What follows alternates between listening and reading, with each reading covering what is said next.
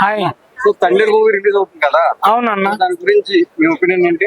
నా ఒపీనియన్ ఏంటంటే అది మా శ్రీకాకుళం జిల్లా సినిమా అది అన్న.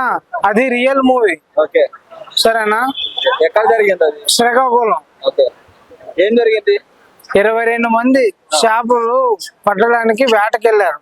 ఎక్కడ? శ్రీకాకుళం. శ్రీకాకుళంలో మొదలుబాటు నుంచి వెళ్ళారు. ఓకే, వెళ్తే వాళ్ళకి ఏమైందంటే ఆ నైట్ టైంలో రూట్ తెలియక బంగ్లాదేశ్ ఉంది కదా, అక్కడ బార్డర్ దాట అయిపోయారు. అవతల వాళ్ళ దానిలోకి వెళ్ళిపోయారు. అది వెళ్ళిపోయిన దానికి ఏం చేశారంటే వాళ్ళని మన ఈ సినిమాలో హీరోలందరినీ తీసుకెళ్లి కొట్టారు. కొట్టి నానా అంటే పాకిస్తాన్ జైల్లో వేసి నానా టార్చర్ చూపించారు ఆ 22 మంది. జగన్ మన మనుషులు బయట అక్కడ చిక్కుపోయారు కాబట్టి వాళ్ళని తీసుకురావడానికి మన జగన్ ఆయన వల్ల చేయాల్సింది మొత్తం చేసి తీసుకొచ్చాడు. తీసుకొచ్చి అందరికి 5-5 లక్షలు ఇచ్చాడు. వచ్చిందన్న అన్న చరిత్ర అది. నీకు ఎలా అన్న, పాకిస్తాన్ కి మనకి అది పెద్ద సెన్సేషనల్. సరేనా? ఆయన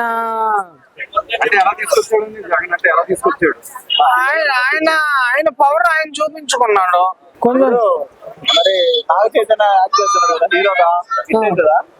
సినిమా మాత్రం అన్న ఆస్కార్ అవార్డు వస్తుంది అన్న, పక్కా చెప్తున్నా. సాయి పల్లవి బాగుందన్న. Sai Pallavi lady power star. ఆమె నడుము తిప్పినా ఇంకంతే. ఆవిడ కోసమే 75% చూస్తారు సినిమా. నాగ చైతన్య కూడా సూపర్ అన్న. నాగ చైతన్య యాక్టింగ్ దుమ్ము లేపాడు. ఇంకా ఆమె 75% అయితే ఈయన 25%. జగనే నాకు తెలిసి అయితే జగనే. కానీ ఎవరికి తెలియదు కదా జగన్ ప్రభుత్వం తీసుకొచ్చిందని. ఎవరికి తెలియదు కదా. జనాలు జడ్డోలు అన్న. నాలుగుకి నరం లేదు. వాళ్ళు అలాగే చెప్పుకుంటారు. వీళ్ళు వాళ్ళు ట్రోల్ చేసుకునే వాళ్ళకి వాళ్ళు పిచ్చి కుక్కలు వాళ్ళు జనాలు. అంతేగాని సినిమా జగన్ మాత్రం మంచోడు అన్న. మంచిగా చేశాడు అన్న. ప్రతి ఇంటికి డబ్బు పంపించాడు. ప్రతి ఇంటికి పథకాలు ఇచ్చాడు. ఏది ఇప్పుడు వచ్చిన సీఎం లో ఒక్క పథకం చూపియండి.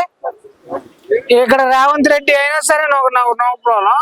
రేవంత్ రెడ్డి అయినా, చంద్రబాబు నాయుడు అయినా, పవన్ కళ్యాణ్ అయినా ఏం చేస్తున్నారు వాళ్ళు? మరేమైతే తాండేలు మాత్రం అన్న ఇగో అన్న ఆస్కార్ పక్కా 100 కోట్లేందన్న. 200-300 కోట్లు కొట్టుకొని వెళ్ళిపోద్ది. నేను పక్కా చెప్తున్నా.